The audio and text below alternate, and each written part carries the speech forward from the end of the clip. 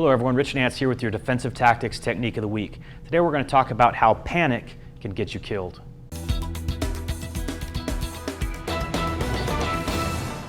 Frank, you know as well as I do that Boyd's cycle, the OODA Loop, is so relevant to any type of combat that you can think of.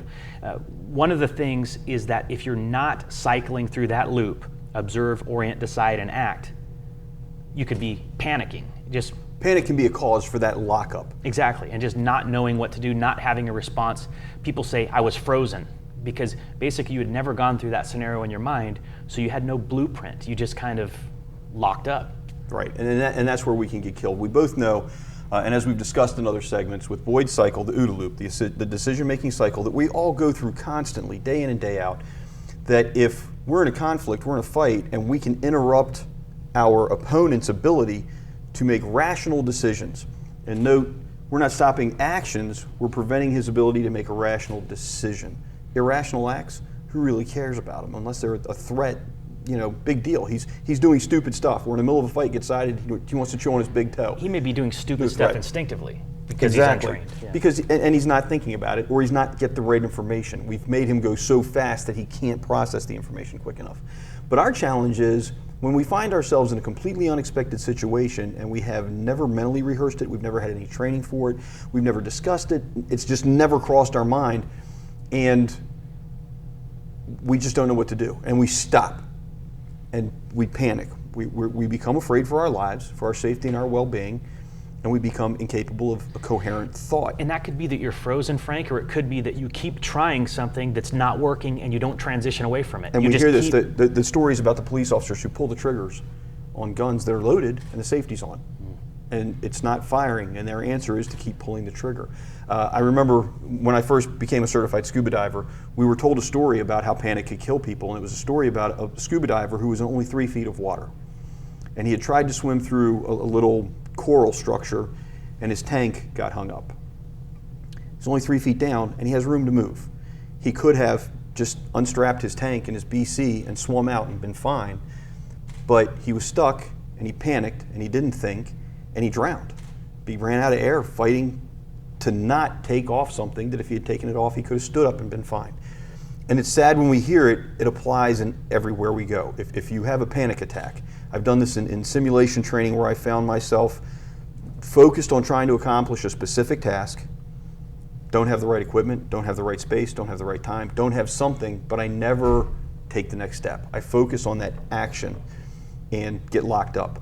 Anything that stops us from going successfully through repetitive loops is not our friend. And panic is our biggest enemy, in my opinion, one of our biggest enemies.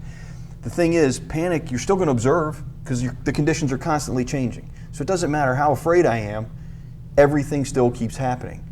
You perceive virtually all of it as a threat, and even if you perceive something as a salvation, unless you can take the appropriate action to leverage that, you haven't changed your condition. Your decision doesn't even happen.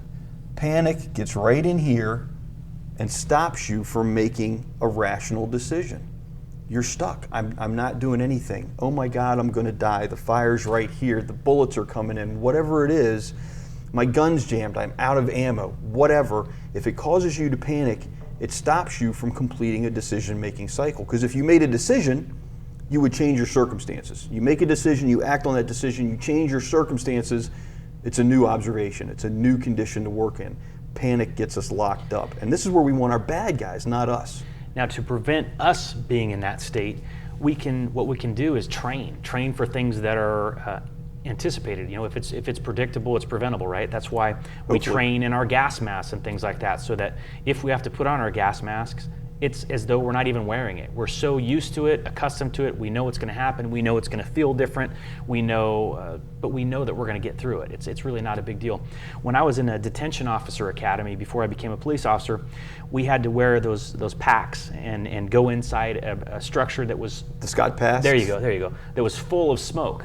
And we had to locate a dummy there, and we had to drag that dummy out of the structure, which was You mean like simulating a fake dummy, not a real criminal? Exactly. Okay. So, I mean, I'll be honest with you, I can still remember being sort of panicked because you're in there, your breathing is unusual. Of course, you can breathe fine, but it's just different.